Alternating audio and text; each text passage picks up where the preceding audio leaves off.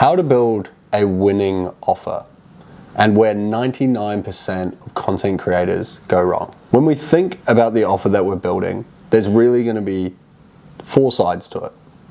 So on the top half, and this is what we're trying to maximize, we have the goal outcome. So that's the desired state or feeling that the client will achieve when they've gone through the service or product that we're delivering. Now, the goal outcome often runs a lot deeper than we think. In fitness, we're not selling a six-pack, we're selling status, confidence, we're selling attraction. And normally the highest level of appeal and goal outcome that we can sell is status. A lot of the things that motivate us and move us as humans is about how we rank ourselves against other people, whether that's consciously or subconsciously. If we go to the gym, if we dress a certain way, we're constantly trying to impress people around us. Next to that, we have the perceived likelihood of achievement, aka how likely is the client to achieve their dream outcome. Now, that's subjective, and that's part of your role when you're doing your marketing and sales, is to increase the perceived likelihood of achievement. Now, the way we do that is focusing on things like social proof and the level of accountability that we're going to deliver as they go through the service. Below, we want to minimize the time delay and the effort and sacrifice that goes into achieving this desired outcome. And this is what makes up the value equation. Now, this is adopted from Alex Hormozi's $100 million offers, and I'm going to apply it specifically to a fitness business because it's exactly what I used to maximize my value equation, meaning that I could charge higher prices for my service and build a 7-figure coaching business. Now, when we think about time delay, that is a service becomes more valuable the faster we deliver on the goal outcome. For example, if I'm getting you in shape, if it takes 30 days to get your dream physique versus if it takes 180 days, we know that taking 30 days is far more valuable than taking 6 months. Now, if I go over to effort and sacrifice, again, if I get you to your dream physique and I say you only have to do 2 workouts a week, 30 minutes a day, so an hour total a week, and you'll get your dream physique. That's a much more valuable service than saying, yeah, you can't eat any of the foods you love, you've got to be in the gym 7 days a week, and you've got to do 4 hours of cardio a week as well.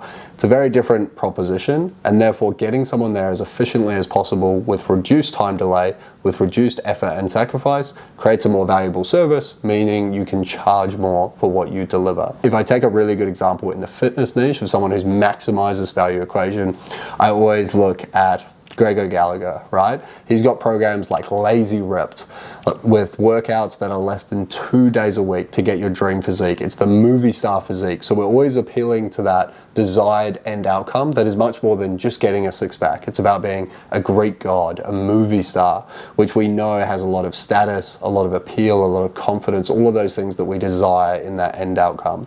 Perceived likelihood of achievement, he goes on about who else has these testimonials, who else has all of the social proof that he does because of all the clients he's helped, increasing our perceived likelihood of achievement that if we go with Greg and we go with this program, if we go with Kino Body, he is going to get our dream outcome. Now, down the bottom, we have the time delay to get there. Most of his programs set in 90 days, but he says see results within 30 days. And then we also look at the effort and sacrifice it takes to get there as well. Lazy Ripped, 2 workouts a week.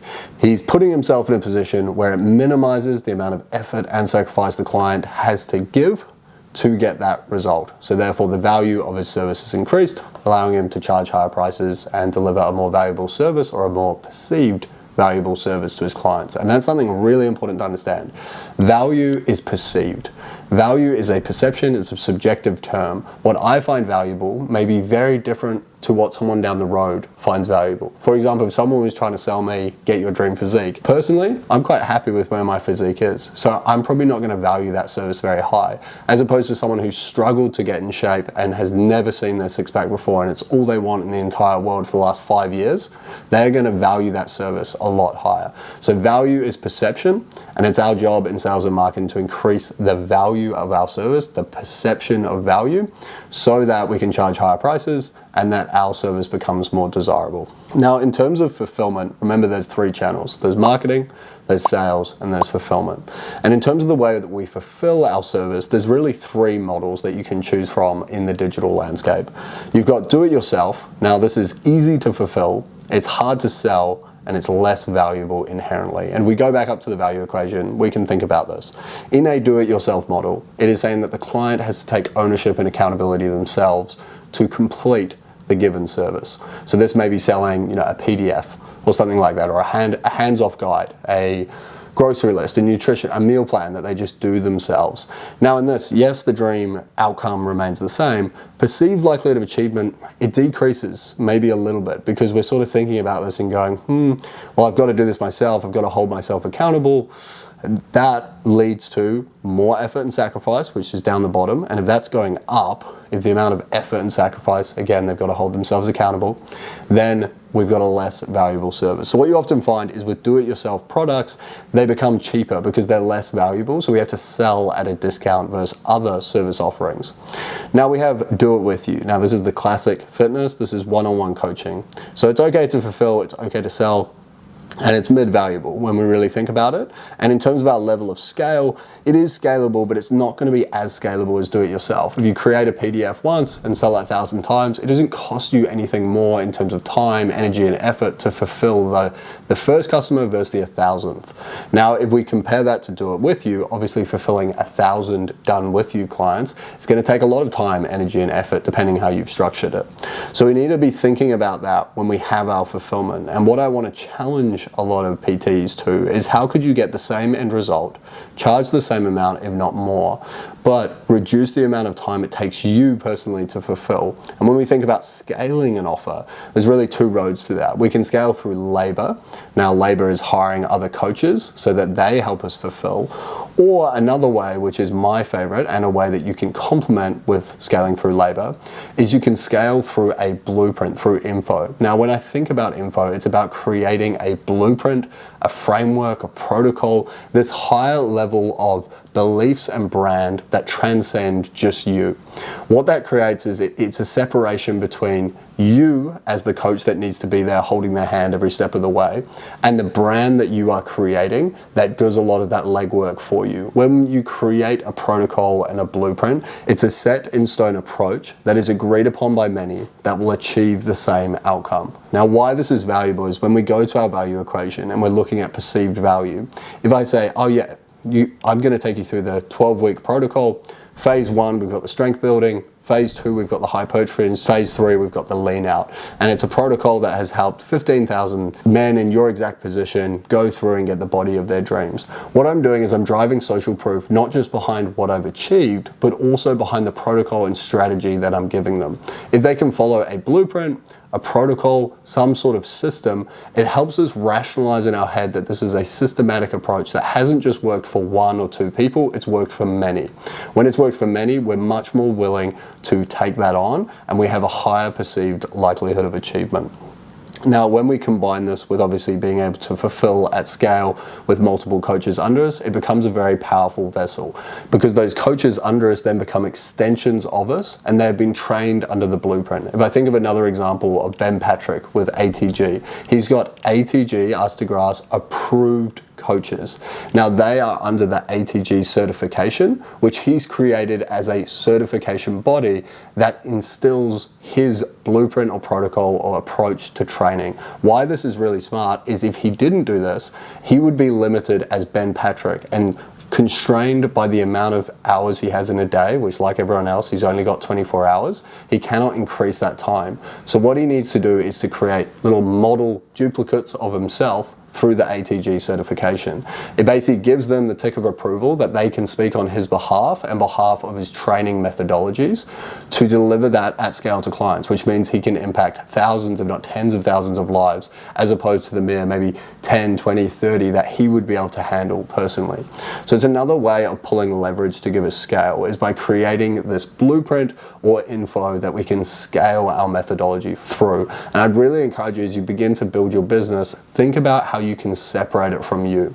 The age-old problem for a founder is that they get stuck in the business and the business can't scale past them, because if you took them out, they are the main cog that makes everything else go round. And it's normally in the fulfillment because they're scaling their own knowledge. Now, when you can separate yourself and put yourself in a position where it's a blueprint, a protocol, where you have certified coaches under you that adhere to your standard, that's what allows you to separate yourself from that over time and create a legacy business that can live on beyond you. Because ultimately, people are subscribing to the methodology that you're putting out, the knees over toes framework, rather than just Ben Patrick as the coach who's delivering it. Now, on the final tier, you have done for you. This is obviously very, very difficult in fitness. I think it's near impossible. We can't go to the gym for them. We can't eat healthy food. We can't not eat non-healthy food. It's hard to fulfill. It's very easy to sell as opposed to the other ones because of that perceived likelihood of achievement, and it's very, very valuable. Where this becomes more relevant is outside of the health pillar, more in the wealth pillar. When we think about done for you offers, maybe in the content space, done for you offers, maybe in a video editing sense, personal brand building, e-commerce, all of those offers tend to be a lot more expensive because the perceived likelihood of achievement is a lot higher. The effort and sacrifice from the client is reduced, but the effort and sacrifice from the person who's fulfilling it is a lot higher. So obviously the work needs to get done by someone, but given that's been passed over to the person selling, they take a larger clip. And a lot of done for you mechanisms often work on some sort of revenue share, or they may just be higher priced as well. So although they're great and can produce very high ticket sales, they are not very scalable. You obviously have to build out a team and you end up in this sort of agency position. Now, when you start out, I truly believe that you should always start in the do it with you. The reason why is when you do it with you, in terms of when you're working with a client one-on-one, you strengthen your understanding of the problem. You basically put yourself in a position to better understand the pain and the problems that are going on for each individual client. And it's a very, very different experience learning the skill yourself versus teaching someone else that skill. And that's very important to remember, because a lot of people just assume, oh, because I've done it myself, I can teach other people, therefore I'm going to jump all the way to maybe an info product where I'm teaching people at scale in this do-it-yourself method. You need to do it with them because the questions they ask is going to help you form the answers for your do-it-yourself model. It just helps strengthen the understanding of the core problem that you're actually solving for your client. Now, a benefit of starting with done with you is that in the content creation world, and once you've built a personal brand, people are so willing to go on the journey of product development. And what I mean by that is even before you have an offer, putting on your story, asking polls, better understanding your audience is going to help form whatever offer you want to put together. So I recommend, if you have an audience today, start polling your audience. Start asking them, what do you follow me for? What do you struggle with the most? Really understand what you're solving for them and where their pain is. If there's pain, if there's a problem, then there's going to be a product, because you can create a solution for that. You're going to start with done with you. So you're going to offer some of your time to help solve their problems. That's going to put you in an agency position where you are working one-on-one with them. Over that time, you're going to note down all of the problems that arise, all the things that you're solving for them, all the difficulties, bottlenecks, everything they struggle with along the way. This not only puts you in a position to better design whatever more scalable vessel you're going to create, but you also get paid for this market research. It's one of the few roles in the world where people will actually pay you to tell you how to design a better product down the line. Now, large S&P 500 corporate companies, they pay thousands, tens of thousands, if not hundreds of thousands in market research to better design products for their customers. These ones are actually going to pay you, which is the amazing part of social media and being in this position. And why I always love starting with high ticket, or at least starting in this done with you model, is essentially you get free market research, but also the higher price you can charge is the higher emotional investment from your clients. And when we think about that, when there's that sting, when they have to pay some level of commitment, entry fee that they're going, this is a decent amount of money, it is a sting, it puts them in a position that makes them more committed. That means they get better results in the long term, because they hold themselves more accountable for a longer period of time. Why that is important is because when they get those results, their perceived value of the product goes up, you get better testimonials, your revenue for fulfillment per customer has increased, the perceived value of your business has increased, and I often find that the demandingness of a client that is paying you more has decreased over time as well. Now, if we compare this to when we lower the price, it means we have lower revenue for fulfillment per customer.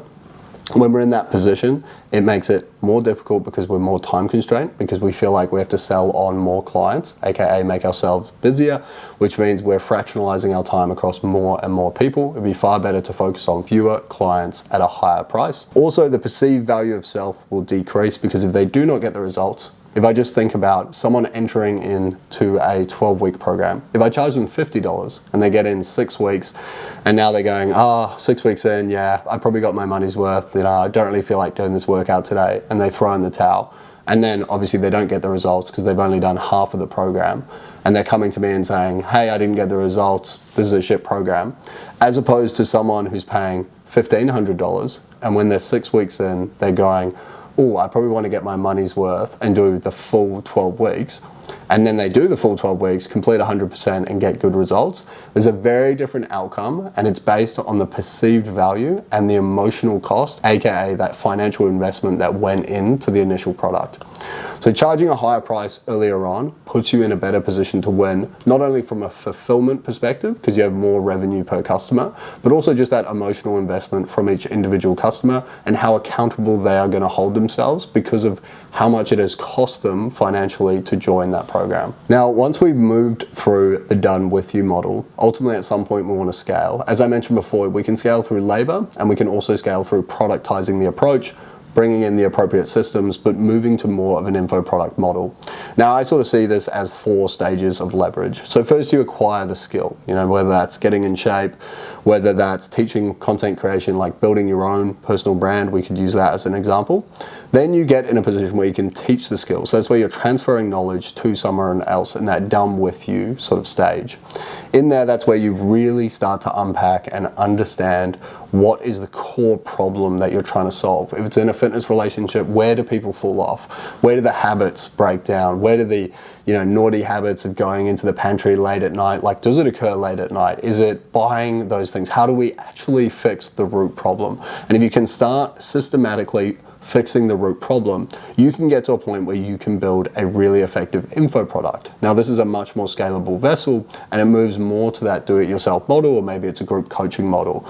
In that model, you have the ability to scale your time far more effectively. You have higher pools of leverage because you've systemized an approach that solves the root problem of your client. At the highest level of leverage, there is software. Now, software, again, is trying to solve that root problem, but it's taking a very different approach where we can use software to consistently scale without just our time. And we think about the different tiers of leverage. At the very bottom, we have labor, then we have capital, then we have media, and software or code. So that's sort of the triangle that you want to be focusing on. If we focus on that triangle of leverage, at the very bottom, we can leverage labor. And when I think about labor, it's about hiring more coaches and scaling up that way, increasing our employees and staff flow. Then we have capital, that may be investing in various areas of the business for more leverage. And then media, which is essentially an info product, so creating some sort of digital asset in the form of media that allows you to scale, and software or code. So using code to scale. Once it's built and once it's scaling, the incremental cost of adding a user or a new client is very, very low. It creates a very high level of leverage. Now, if I take fitness for an example, you could get in great shape yourself. You could then be teaching other people that skill. You could then get to the point where you have a group coaching offer that solves the core root of the problem. And then you could build a coaching app that may help people. You may find through teaching other people the skill that habits is the core problem and root cause of everything that's going on. Therefore, your info product could be built around how do we build great habits, and therefore your software could be a habit tracking software or mechanism or app that sits on your phone and tells you when you're falling off or how you need to focus on those habits. And it's very similar. This is how I'm approaching content creation. I've been pretty devoted on solving that as a problem. First, I acquired the skill myself, growing my own social media. And then I taught other people. I took on 101 one-on-one clients. In that process, I got to the root problem of the difficulties people have when they launch, grow, and want to scale and monetize their social media. I built the info product, which sits today as Amplify, which is a group coaching community where we have daily group calls. We also have the different sections inside Amplify. And now I built the software, which is the templates, content engine. I'm building a full content editing app. I've also built a CRM to help coaches scale and track their coaching business with really good data hygiene. And I'm building a fulfillment platform so coaches can better fulfill for their clients. So you can see how there is a software piece as well. And the best businesses you can build have an info product that feeds into the software and vice versa. I guess the question you want to be asking yourself is, where are you on this journey? Are you acquiring the skill? Are you ready to teach someone else? Are you building the info product so you can scale? Or are you looking at software? Now, not everyone needs to get to software, but ask your question where you are on this journey. And the best place to start when you scale is just think about how can you solve the core root problem for every single client without just selling your time.